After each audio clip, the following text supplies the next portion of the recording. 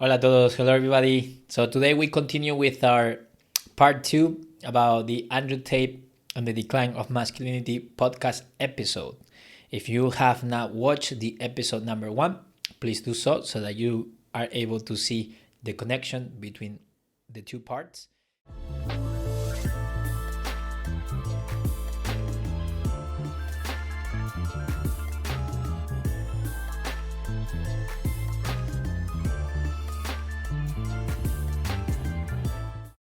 In the first episode, I talked about why, in my opinion, Andrew Tate rose to popularity.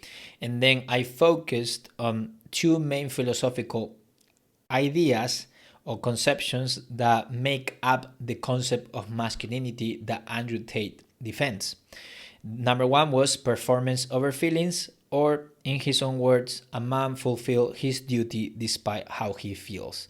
And number two, I criticized the concept of meritocracy, this whole idea that you get the life you work for. And I was talking about these two things, the good parts about his conception in the duty-driven ethic that is part of the warrior ethic that he embodies, and also the good things about the meritocratic ideal, but also I carried out some criticisms about these two things. Today, I'm going to focus on the third main philosophical conception that makes up the concept of masculinity that Andrew Tate defends, which is a blend of ideas from the Red Pill online community: high value men, Stoicism, courage, and traditionalism. So the story of how I ran into the whole thing of the Red Pill community and the ideas that they defend was during the remodeling of the apartment where my wife, my baby boy, and I live right now. And I think I listened to more than 100 hours of the Red Pill community ideas and most of the Andrew Tate appearances in different shows of that kind, like the Fresh and Fit podcast. If you have not watched it, it's up to you if you want to watch it. But I'm saying that I was basically doing a philosophical analysis while listening to these more than 100 hours of podcasts in different shows where Andrew Tate also appeared, but not only. And so while I was mixing cement and doing the floors, I was doing an anthropological analysis of the type of person who embodies the ideas of the Red Pill community. Where do we start? Oh man, there are just so many wrong ideas about this community. So let me quickly point out the main points I will address. Number one, I will talk about the concept of high value men. Number two, the whole concept of men as a stoic, referring to the emotional control. Number three, the whole ideal or virtue of courage as the highest virtue. And fourth, traditional roles of men and women as something to bring back. So let's address the first thing about the whole conception of the high value men. Who's going to genuinely never ever consider those options ever, then he's just a low-value dude. That's the reality of the game. The reality of the game is, if the guy has choices, he's going to consider those choices. I know it's unfortunate, right? But I'm telling you, a man can be head over heels in love. I can love you with all my heart. I can be ready to die for you, take a bullet for you. But I'll that. You know what I'm saying? Yeah. Now if you have not heard anything about the Red Pill community, so let me give you a basic summary of the rationale behind this defense of the high value men. So we are told by Tate and this community that if you are a high value man, then you can have many women in an open relationship, but only open in one end. This basically means that the guy is allowed to have many hookups, but the women in the relationship must be loyal as a sign of respect. This approach to relationships is predicated on a whole theory of the dynamics in the dating market. According to this view, even average women get many requests from men. It is true that these men might be average or mediocre, but again, even the average women or mediocre women get dating candidates. Whereas men, even if they are average, it is extremely rare that they will get any dating candidates. And if they do, it is way lower than the number of requests that an average woman gets. This means that the peak value of a woman in the dating market is when she is young, 18 through 30 years old. That is kind of the range. If you are beyond 30, you are losing your value. So what can you do according to them, obviously? Now, there is a point here because going beyond 30, you usually start losing the physical appearance compared to women within that age range. In the case of men, they will have very few chances of dating someone, let alone dating someone hot, if they do not work hard for it. Making money, having symbols of social status, and knowing how to captivate a woman, or what they call having game. You need to have game to be able to, talk to women and get them to be with you. That is why men's peak value is reached later on in their 30s to 50s. And don't get me wrong, this is to some degree true because women usually date across or up to the socioeconomic scale, but very rarely lower.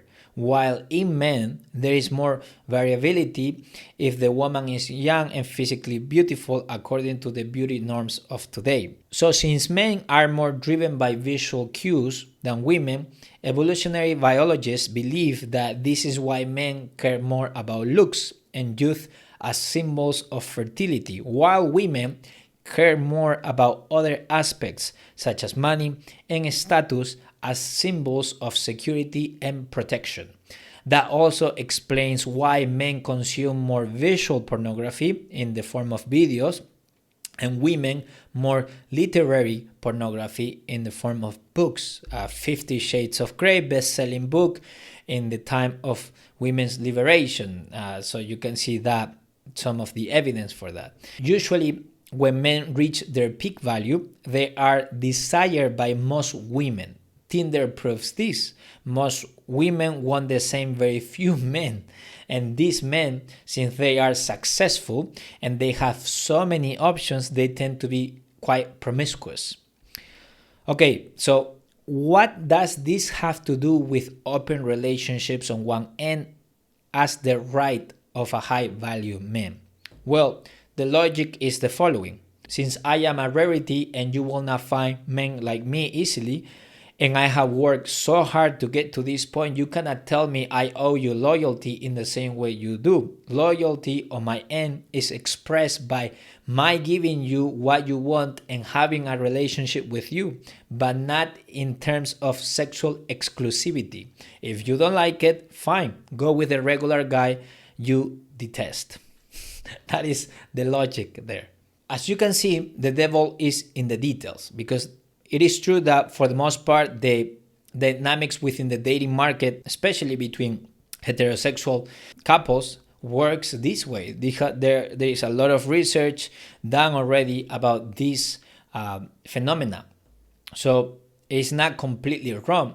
What happens here is that they use this data to make prescriptions or to advise other men in a very harmful way that perpetuates the problems they are complaining about. Now, let me be more specific here. So the problem with this whole idea of the high-value man is that it's hypocritical at best and misogynistic at worst. High-value men, so we are told, want women who are extremely attractive and as innocent as a child.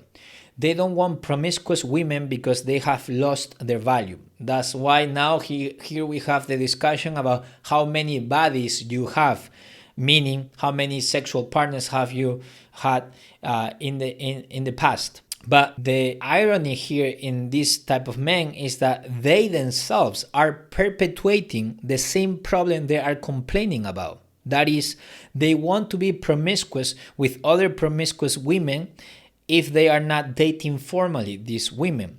But the biggest nonsense in this idea is that these men are validating themselves as high value through the women they criticize. It is like saying, oh, I am a high value man because promiscuous women want to be with me, but they are trash and you shouldn't be with somebody like them. So in this sense, it's hypocritical, because if you are seeing that this is a problem in society and that is your true belief about the world, then what you want to do is to be a force for good and encourage and promote non-promiscuous behaviors among people. But in this case, they are like, no. Let me take advantage and use them for my own pleasure, since they are very promiscuous. But the person I'm dating formally, that person cannot be with anybody else because, I'm a high value man. They owe me sexual exclusivity and I will be with them. How lucky they are to be with somebody like me. That is the logic they are using here.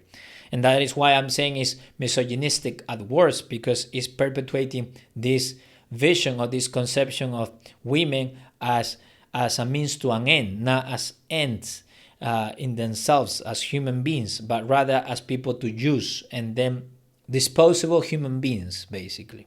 Let's move on now with the second main idea of this red pill community. The whole concept of being stoic, of stoicism. Telling men to not be stoic is going to create a breed of violent young men who have no emotional control, can't control their emotions, and act out on them. If you look at men who have no emotional control, because that's what they're trying to teach us to have. They're saying, listen, you're a man, you're allowed to just cry all the time and have no emotional control, no stoicism, react to your emotions. You know what happens when you tell men to just react to their emotions? Anger. You have school shootings, you have rape, you have violence. That's what happens when you tell men to have no emotional control. The popular definition of what it means to be stoic or stoicism is the endurance of pain and hardship without the display of feelings and without complaint. And this is an oversimplified version of the ancient school of thought, Stoicism. I'm not going to get into that. I'm just quickly telling you that. Tate, in this case, criticizes the overemphasis of expressing our emotions. Now, the problem with this, as you saw in the clip, is that he confuses expressing our emotions with not regulating our emotions and letting them control our lives. It's not the same thing. One thing is to express your emotions and recognize what you're going through and validate them, and it is quite a different thing to just let your emotions control you and just completely go insane or nuts. But it's not the same thing, and Andrew Tate equates these two realities. Now, a man, according to Tate and the red pill community, should not express their emotions or everything they are feeling to their partner. One needs to have self-mastery, self-control. According to the red pill community, women are more emotional than men. And what makes a man different is being able to be more rational, cold, and analytical. So with this explanation, I would like to criticize two main things about this whole conception of being stoic.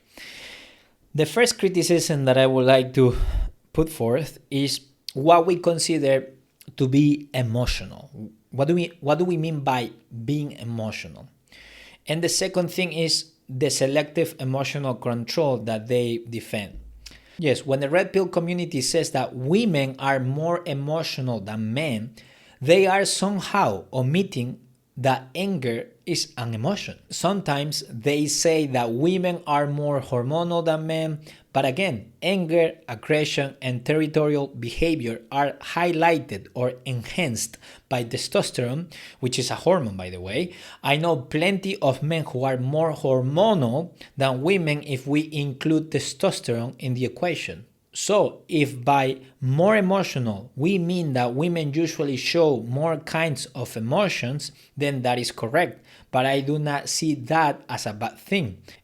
If I'm more emotional, we mean that they are usually more controlled by their emotions, then I have a problem with that. Because again, I know plenty of men who are slaves of their emotions, of anger and sexual arousal than women. Men have initiated wars and stupid fights by feeling threatened or anger, by feeling anger because somebody looked at them the wrong way. Now, I want to make something clear here. I do believe there is a difference between men and women. I don't believe you can just erase the difference between these two sexes by appealing to what we have in common or exceptions to the rule. I just want to make that clear. Now, that is not the topic of this podcast, but I'm clarifying my position so that I'm not misinterpreted. I think what makes up for these definitions of male and female are multidimensional, and that can be understood under three big umbrellas: nature, nurture, and freedom. For example, in the case of nature, we can talk about hormonal makeup and physical differences on group averages based on sex. Then we can speak about nurture or societal influence, nurture as social constructs or norms of how each gender is expected to express their sex. And then we can speak about freedom, meaning what you decide to do with what you were given at a biological level and societal level. So I don't align with just the people who account for human behavior using only biology, nor I align with the constructivist view that gender is just a social construct and it has no transcendence in how we behave. But this is a point of view that I am still developing and do not feel prepared to talk about in greater detail, at least not for now. But I just want to make that clarification there so that I don't come across as erasing these differences between the sexes as something just purely made up by us. No. So let's move on to the second aspect of this application of Stoicism, when they talk about having emotional control as a sign of a true man. Another irony with this conception of being stoic, of not showing emotions or not being controlled by your emotions, and that you shouldn't be sharing your true emotions with your partner because they will lose respect and so on, is that in the red pill community, defenders of these people who adopt these views, including Andrew Tate, is that they are very selective about this emotional control or self-mastery. The problem of this way of understanding emotional control is how selective it is with some emotions. Attention here, this is really important. Attention. Because the point is that they say we need to be stoic in refraining from expressing a whole set of emotions: fear, loneliness, confusion, and so on. But when it comes to controlling our sexual urges, the red pill community tells us that a man needs many women. That is the way they are wired biologically, as if they are doomed by their biological urges and testosterone and hormones and they cannot do anything about it. So in this case, we are slaves of those emotional states that are provoked by our sexual arousal. So this is obviously a contradiction because, I am a stoic and refrain my emotions and I'm not controlled by them when it is convenient, when I don't want to be completely vulnerable with my partner and have that type of unity. But at the same time, I cannot help but be with many women because I cannot control myself because I am wired that way. And as you can see, testosterone is a hormone. If we consider sexual arousal and anger as a state of consciousness that involves a set of emotions, then you could say that men are controlled by their hormones and emotions all the time, especially when it comes to physical aggression and sexual control. Let's move on now to the whole conception of courage as part of the ideal of Andrew Tate and the red pill community.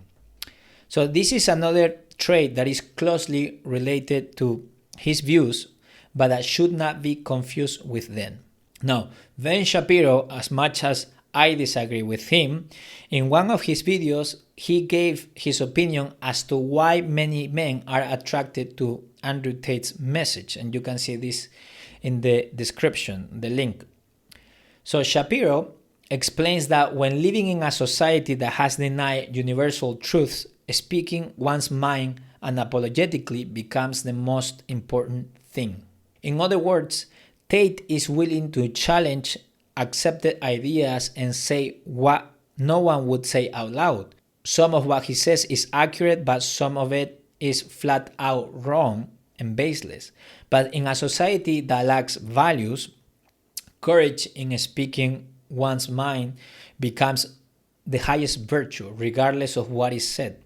Shapiro, in my opinion, is right in his analysis. Courage or boldness in speaking one's mind has an instrumental value. That is to say, it is a necessary characteristic for speaking the truth, but it should not be confused with truth. Let me repeat that, and attention here, this is key. Courage or boldness in speaking one's mind has an instrumental value. That is to say, it is a necessary characteristic for speaking the truth, but it should not be confused with truth. It is a necessary characteristic because a cowardly person, even if he knows the truth, needs to have courage to actually speak it aloud. But the mere fact that someone has the courage to speak a controversial opinion does not imply that what he says is true. It is one thing for someone to dare to speak his mind. It is quite another for what has been said to be true. Now, it is very difficult to separate the truth when the person saying it is charismatic and conveys his message with great conviction.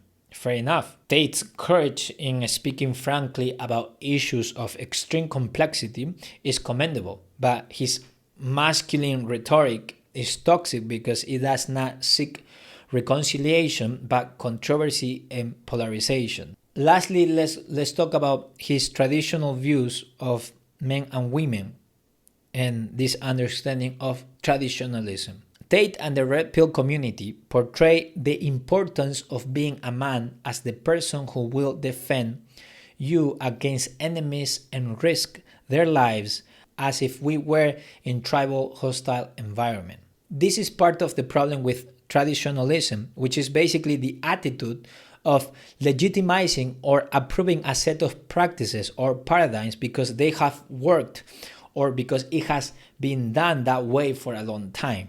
Now, I do believe that we need to be studious of why traditions become an integral part of a culture, because people quickly come to an abrupt conclusion about traditions without knowing well what they are criticizing. We need to, so to speak, do responsible revisionism. Yes, we need to go back and see and look with critical eyes at traditions in the past or current traditions that we have inherited, but be responsible. Try to see the value in it, why these things were adopted. And there is a quotation that is attributed to G.K. Chesterton, but there is debate about who actually said it, that says the following: before you destroy a fence, ask yourself, why was the fence put up? So with this, what I want to say is that traditions need to be critically analyzed and see what things they have produced that need to be corrected. My wife the other day sent me this TikTok that I find remarkable. It was a post by Bulga Drawing, and you can see the link in the description. And I'm referring specifically to the slide 4 of the post. You know, it's the typical TikTok post where there is music and then you slide and there are different things that have a message. Now, in the slide 4 of the post, I think that conveys very well what I want to say about traditionalism and the problem it has. Yes, I'm referring specifically to the slide 4, and it says the following. Part of me thinks it's not totally surprising that some men are struggling. Societies are outgrowing the need for the role that men have traditionally filled. It was a role that served the patriarchy so well, and one that Andrew Tate romanticizes in his pathetic attempts to put men back at the center of the universe. And then it shows a guy saying, anyone needs a breadwinner, a cold and emotional father figure to raise a family with? And then there are 3 different women who are carrying boxes while responding to the guy's question. The first woman says, no, we're fine, thanks.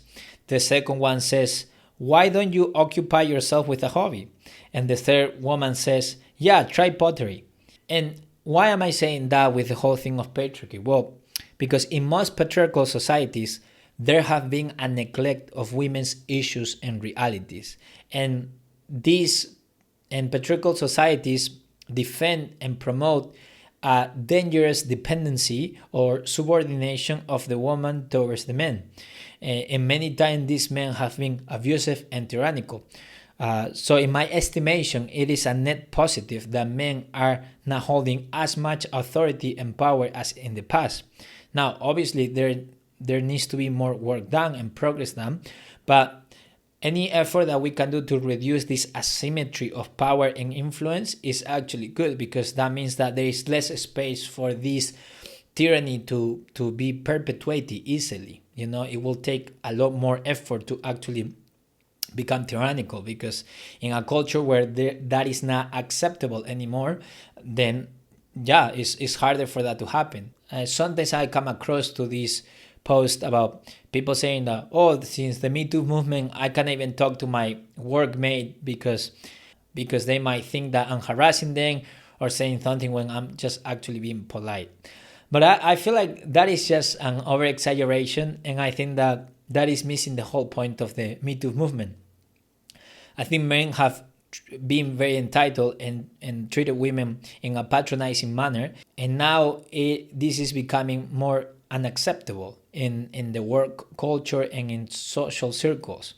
And that is actually a good thing. And I think that clearly you can see when a guy is treating you well and when he is hitting on you so hard and just saying crazy things, like, or consenting. It's like, bro, like, have just decency, just be cordial, like, don't be weird. And I feel like people make this exaggeration that, oh, I cannot talk to women at the workplace, just to exaggerate and to miss the point. And so I think, for example, that the Me Too movement was a net positive, because now men who have these entitled attitudes will think twice before making any improper move, so to speak. Now, obviously, as anything, there might be some radical expressions of these that are wrong and that I oppose. But again, as anything, nothing is perfect. And I think it's a net positive in the end. I think that the traditional roles of men and women in society has served the patriarchy so well.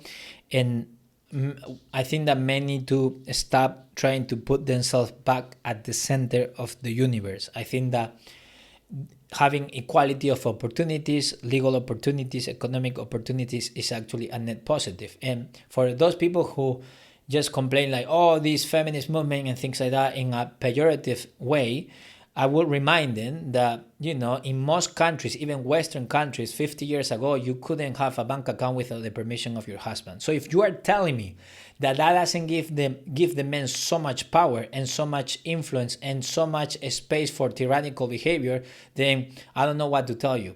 There's nothing I have to tell you then. Now, I would like to finish this podcast with a message to men and women regarding Andrew Tate's ideas. And this is in a way a summary of what to take away from this two-part episode on Andrew Tate. Now, I would like to address the men first and give them a message. And I have 3 things to tell you. Number 1, do not be impressionable. Yes, Tate is speaking to your hurt and confusion.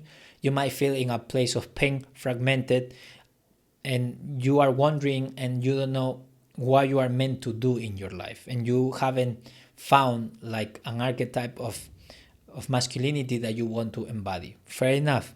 Yes, Tate is also speaking to the part of you that wants to improve and defy the odds and see what happens, and that is all good.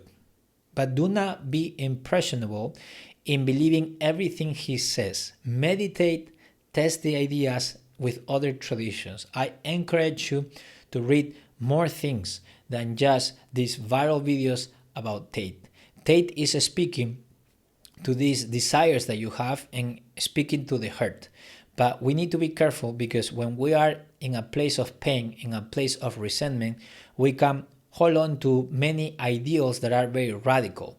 And in that process, we can lose ourselves and become a person that is not in a place of harmony. And so I encourage you to not be impressionable, to take with a grain of salt what Andrew Tate is saying, and that you become more acquainted with other traditions, other models of masculinity, so that you are able to have more references to discern if Andrew Tate's message is actually a net positive for your life or not. And just take away the good and discard the rest. The second thing I would like to say to the men is that you are not your strongest desires. This is the problem of the self. And I want to speak to your sexual urges and to your physical aggression aspect in yourself as a man. Now, I want to give credit because I heard this in a sermon that John Mark Comer did about identity and evil and sin and the world and how to overcome temptation and how the devil tempts us. He mentioned this, so I will refer this sermon or teaching podcast that he has, and I think that is a fantastic sentence. You are not your strongest desires. I think that's the way he said it. Now, Tate's prescription of a successful man is shallow and self-serving because he uses those good character traits that can be a powerful force when loving others, but he uses it to sell this consumeristic dream of what men desire to achieve pleasure. And something that you see in Tate is that he prioritizes self-expression and self-fulfillment in terms of like a hedonistic or pleasure-driven type of lifestyle as one of the biggest goods, as part of the best things that you can do with your life as a man. Have sex with a lot of women, be successful, drive expensive cars, be in expensive places. Do not associate yourself with the weak. And, if I don't feel it and it's not in me, then it's fake. If I feel it and I agree with it, then that must be the true path for me. And if I don't follow my heart, my desires, what I want to do truly, then I am betraying myself. But your stronger desires are not your deepest desires, which that is the quote of John Mark Comer in the sermon. Your strongest desires are not your deepest desires. Yes, you might have a strong desire to have many women, to sleep around, to have successful car, to show your body, to just live for yourself. Carpe diem, that's it. Enjoy your life. You only live once, YOLO life, and all of that. But what I'm telling you is your stronger desires, those desires that you have for things, for women, for sex, are not your deepest desires. They do not define you. And the truth is that we have many desires in conflict, because when people say, oh, you need to be authentic to your own self, to yourself, it's like, and the question is, which self? Which self are you speaking about? Because the experience of being a human being, our spiritual and moral experience, is not completely in uniformity with one desire, but rather there is always many desires that are in conflict. So to speak, there are a collective self in the language of Carl Jung. He used it differently though, but I'm just speaking here that there are many selves, many yous inside of you in conflict that desire opposite things. And so that's why I'm saying your strongest desires are not your deepest desires. Let me give you an example. I love pizza, I love fast food, I love soda and all of that. People tell me, oh, if you stop eating it, then you won't feel like eating it again. That's not true. I actually have even more urges to eat those things, or more cravings to eat those things. Now, so on the one hand, inside of me, there is a self, or there is a person within me that wants to eat pizza. But there is another person within me that would like to look like Cillian Murphy, the protagonist of Oppenheimer or Peaky Blinders. I think he just looks too good in suits, and he just looks amazing, to the point that there are so many Instagram accounts of masculine, like men's spheres or masculine circles, where they, so to speak, praise that type of aesthetics, very masculine, good suits, in shape, handsome, stoic, and so on. So as you can see, I have two desires in conflicts, right? Cillian Murphy's physique or appearance and eating pizza. I'm just giving you a silly example just to make my point across. But yeah, so which self am I? Who do I listen to, right? And so my deepest desire is to be a healthy person, to be there for my child and for my wife and to help other people. So, but there are many, that is my deepest desire, but many times it's not my strongest desire. Many times my strongest desires are eating pizza, not exercising, watching Netflix all day. So that's what I'm trying to say, is that you are not your strongest desires, or your strongest desires are not your deepest desires. And what I'm trying to say is that do not believe the lie that you have to succumb or live accordingly to your sexual urges or your lust for things, for more. That is the lies we're being told, and this is symptomatic of the spiritual and moral poverty that we have nowadays. So no, reject that. There is a better path. And my recommendation for all of you is to actually read the gospel, read Jesus. For me, he is an inspiration, because success is not defined as a pleasure-seeking type of lifestyle where I have many women and expensive cars, but rather it is defined in terms of love, like if I'm a person of love or not. And love, contrary to pleasure, love leaves you full, leaves you not lacking, leaves you whole. It lacks nothing. You feel completely whole with the otherness, with the other people that you are loving, and you are able to reach this union, because we are made to love and be loved. And I think that many times we use pleasure as a quick fix to numb this emptiness that we have in our lives for lacking true love, true union, true communion with God and with other people. And lastly, my last point for the men is to not be ashamed for being a man. Do not be ashamed for being a man. Avoid male guilt. I do not like that. I do not like when people put down themselves to vindicate women's role. No, you don't need to put down yourself and talk so bad about men in general to actually praise women or fight for equality, So use the strength, the vigor, the power, the drive, all of this, use it to serve others.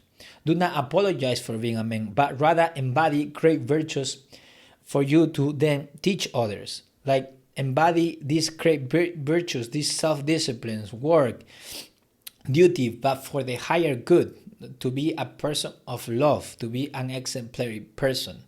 So that is my encouragement. Do not be ashamed for being a man. Avoid male guilt. Be a man unapologetically, but remember, use your power, your advantage, your influence for the good of the community. Now, I would like to say something to the women as well, because some of you might be listening, and I have 3 things to tell you.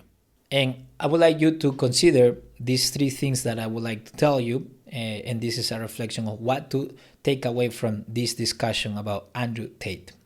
Now, to the women, my first thing that I would like to say is to avoid making a caricature of men's complaints.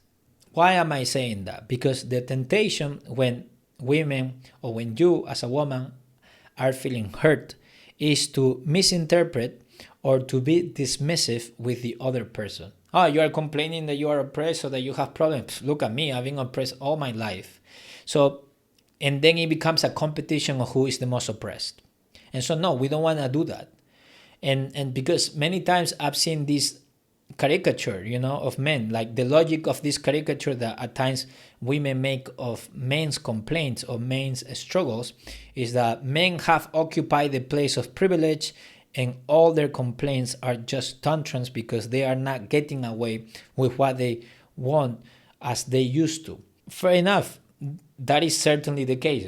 Sometimes men complain, like the Me Too movement. I cannot talk to women in the workspace anymore because they just, they are so hysterical. I'm like, stop it, man. Like that's just silly. That is not true. So stop misrepresenting the Me Too movement. So I agree with you. I agree with you there. We can do better than that. But let's not go to the other extreme. Let's not, make a caricature, because there are problems that men are going through and that they are completely legitimate. And it doesn't need to be a competition, but rather a mutual acknowledgement of the struggles that we face in this journey called life, basically.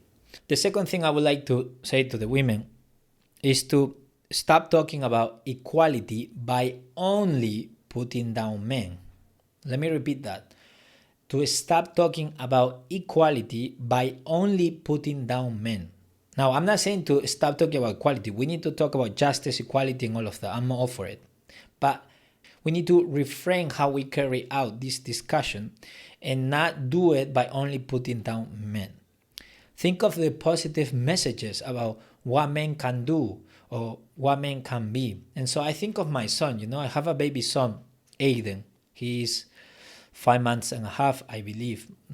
It's pretty bad. I'm pretty bad with dates.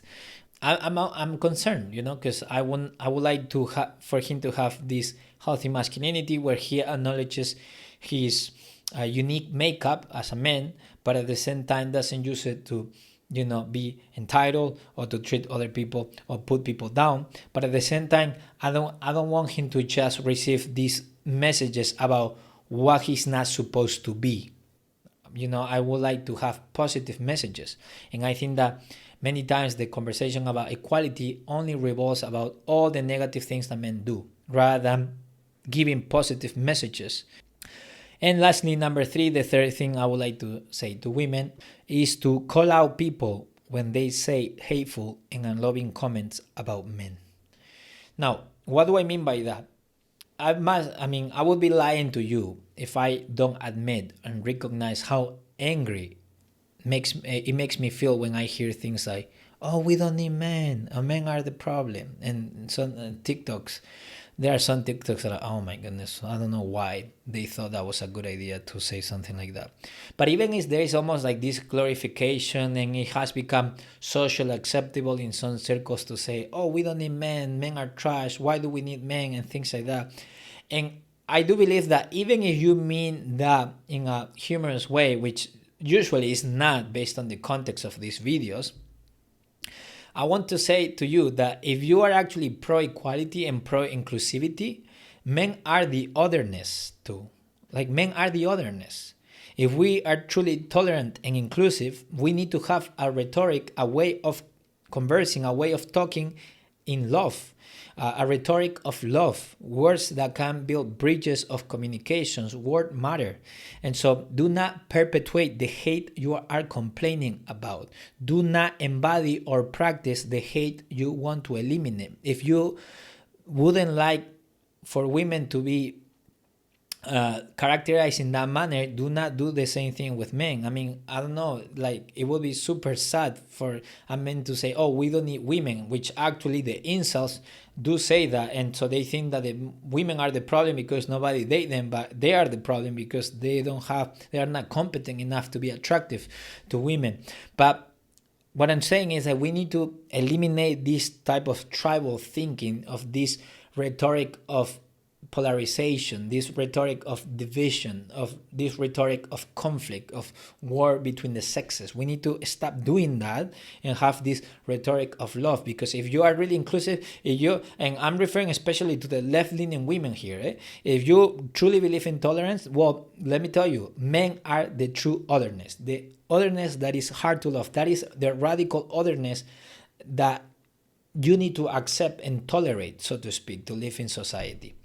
And as I said in my previous videos, the highest form of tolerance is dialogue with the otherness. And in this case, the true radical otherness, the foreigners, the downcast, the outcast, the marginal person, is the man in the context of this discussion. Because men in this case, especially misogynistic men like Andrew Tate, or these men in the red pill community, they are the otherness that are the hardest to love. But that is the true message of tolerance and inclusivity, if we are actually following what we say that we respect and value as the highest virtues, in society.